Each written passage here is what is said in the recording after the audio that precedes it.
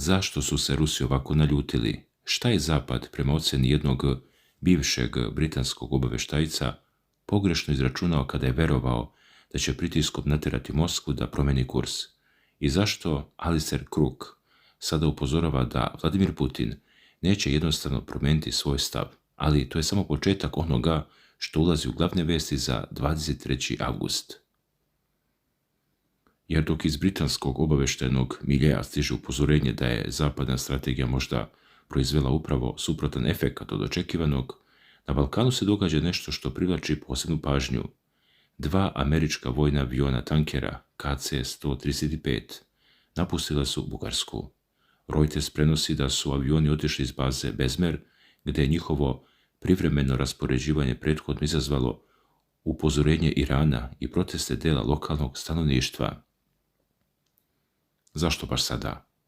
Da li je to samo završetak unaprijed planirane misije, kako proizilazi iz zvaničnih objašnjenja, ili je mnogo važnije ono što se u međuvremenu promenilo oko Balkana i Bliskog istoka? I dok Amerikanci povlače tanker iz Bugarske, Srbija se na potpuno drugom frontu ponovo nalazi u epicentru velikog nadmetanja. NIS traži novu licencu američkog ministarstva financija, odnosno OFAC-a, kako bi mogao da nastavi poslovanje posle 28. avgusta. Prethodna dozvola omogućavala je održavanje poslovnih operacija, preradu nafte, uvoz sirove nafte i transakcije potrebne za sigurnost snabdevanja. Dakle, ljudi, u isto vrijeme imamo Rusiju, Britaniju, SAD, Bugarsku, Iran, Srbiju i NIS. A onda dolazi možda i najveća priča. Gde će se voditi sljedeći veliki rat? Na zemlji, na moru ili stotinama hiljadama kilometara iznad naših glava? O tome upravo govore srpski vojni stručnjaci, penzionisani pukovnik PVO Zoltan Dani, čovek koji je komandovao jedinicom koja je 1999. oborila američki F-117 i general major Mitar Kovač.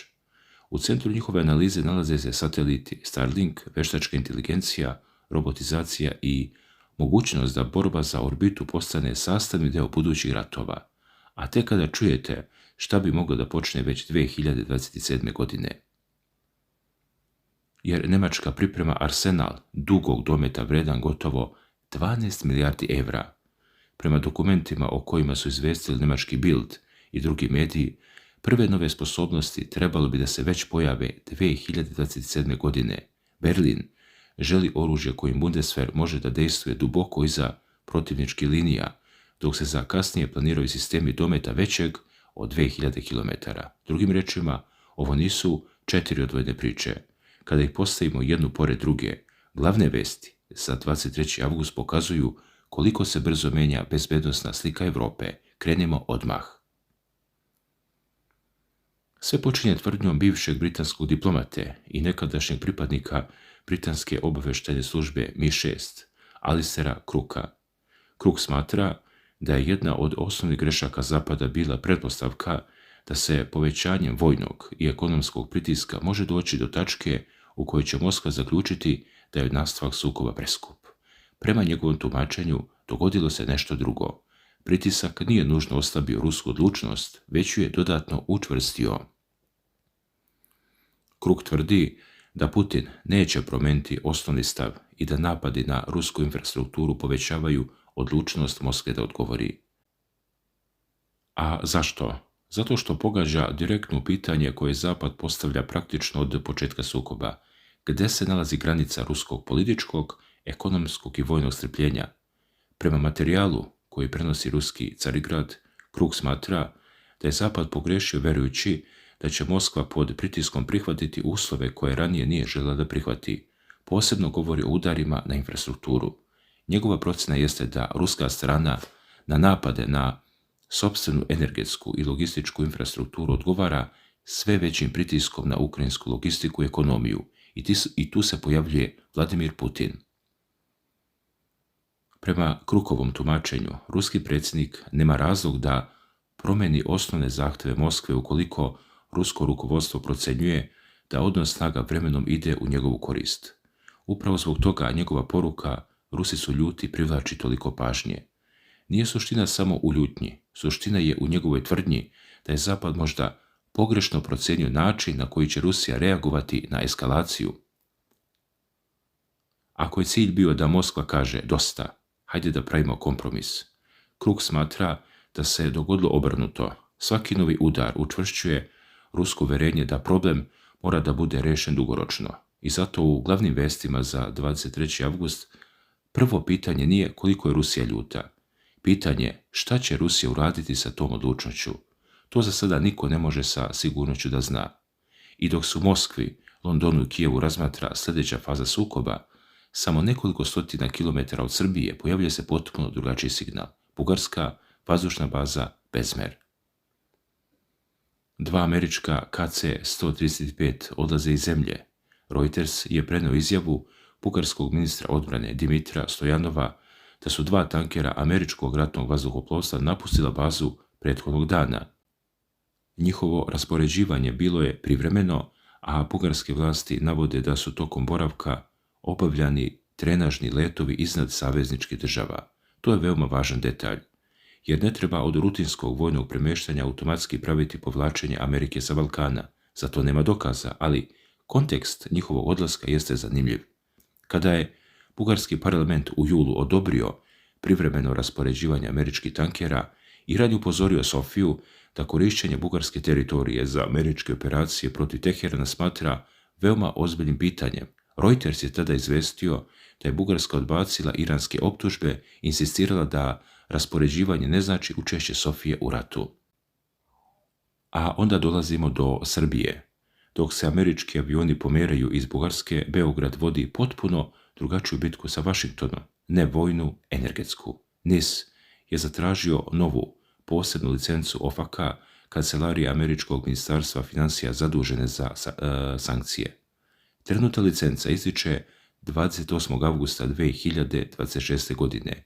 NIS je prethodno saopštio da mu postojeća dozvola omogućava održavanje poslovnih operacija, ugovora i drugih aktivnosti, uključujući preradu, uvoz sirove nafte i transakcije neophodne za sigurnost snabdevanja. Reuters je još krajem jula izvestio da je Srbija dobila novo američko izuzeće za NIS, čime je kompaniji dato dodatno vreme dok se pokušava rešiti pitanje vlasništva i sankcija. Sada sat ponovo otkucava. 28. avgust se približava. Zbog toga Srbija jeste deo glavnih događaja za 23. avgust, jer ovdje više nije reč samo o jednoj kompaniji. NIS upravlja jedinom rafinerijom nafte u Srbiji, zato svaka odluka OFAK ima mnogo šire značenje za energetsku stabilnost ove zemlje. I dok se čeka što će Vašington odlučiti, Evropa se već priprema za potpuno drugačiju budućnost. Nemačka kreće u projekat koji možda najbolje pokazuje koliko se evropska bezbednosna doktrina promenila, gotovo 12 milijardi evra za novi arsenal oružja dugog dometa. Prema Bildu, cilj je da Bundeswehr dobije mogućnost udara na ciljeve duboko iza protivničke linija i da raspolaže snažnim konvencionalnim odvraćanjem prema Rusiji, ali obratite pažnju na godinu 2027.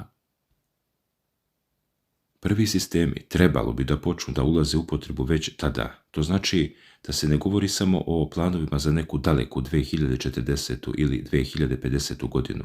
Promjena počinje praktično odmah. Plan ima nekoliko nivoa. Prvi je relativno jeftino krstareće oružje koje bi trebalo i moglo da se proizvodi u velikom broju. Ideja je jednostavna. Nije dovoljno imati nekoliko izuzetno skupih projektila. U modernom ratu potrebno imati količinu kojom protivnička protivvazdušna odbrana može biti stavljena pod ogroman pritisak. Nemački Bild navodi da bi prve testne isporuke određenih projektila mogle da stignu još tokom 2026. Zatim dolaze američki tomahavci kao jedan od elemenata popunjavanja nemačkog nedostatka sposobnosti dugog dometa, a onda Britanija. Nemačka i Velika Britanija zajedno rade na dalekometnim sistemima u okviru sporazuma. Cilj? Više od 2000 km dometa. Za napredni hipersonični projekat predviđa se najveći deo planiranog novca, oko 9 milijardi evra, dok se razvoj nove krstareće rakete procenjuje na oko 1,8 milijardi. Sada zastanite samo na trenutak kod tih 2000 km. To potpuno menja način razmišljanja evropskih vojski. Više nije dovoljno braniti granicu, više nije dovoljno imati tenkove i artiljeriju. Nova logika kaže da protivnik mora da zna da njegovi komandni centri, logistički čvorovi, aerodromi i drugi vojni objekti mogu biti ugroženi daleko iza linije fronta. Berlin to predstavlja kao odvraćanje. Moskva na evropsko naoružavanje gleda potpuno drugačije. Kremlj već duže upozorava da će rast evropskih vojnih kapaciteta zahtevati ruske protivmere. I tako dolazimo do potencijalno opasnog kruga. Evropa kaže, naoružavamo se zato što se plašimo Rusije.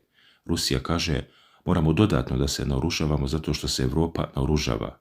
Evropa zatim rusko dodatno naoružavanje vidi kao potvrdu sopstvenih strahova i krug počinje ponovo. Zbog toga je 2027. godina možda jedan od najvažnijih detalja ovog preseka, ali to nije kraj.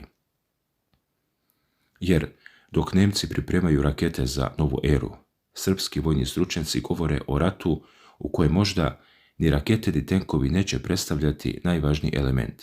Pitanje glasi, ko kontroliše nebo iznad neba, odnosno ko kontroliše orbitu? RT Balkan je otvorio upravo tu temu sa penzionisanim pukovnikom PVO Zoltanom Danijem i generalmajorom Mitrom Kovačem.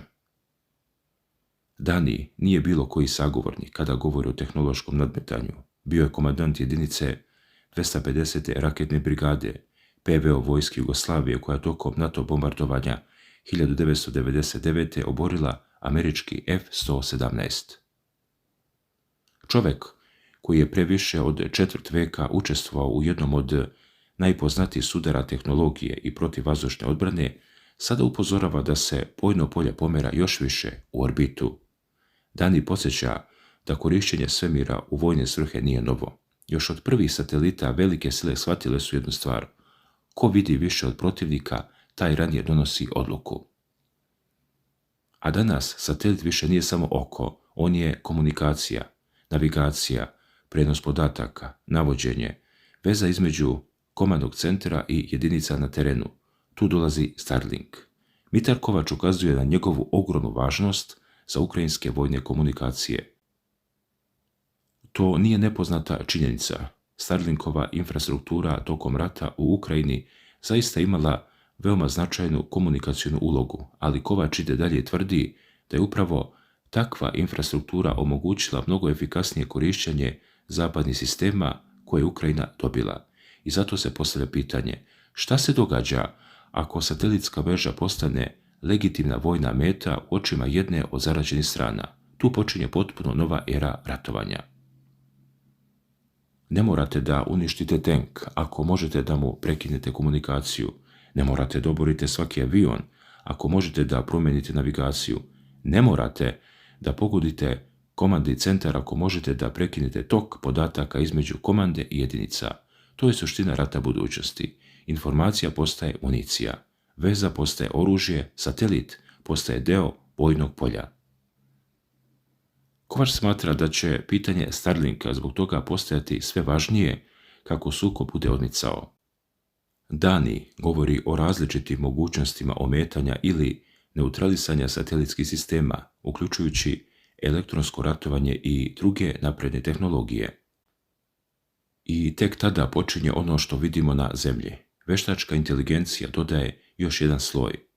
Danas količina podataka koju proizvode sateliti, radari, senzori, izviđački sistemi i bespilotne platforme postaje toliko velika da čovjek sve teže može obrađivati dovoljno brzo.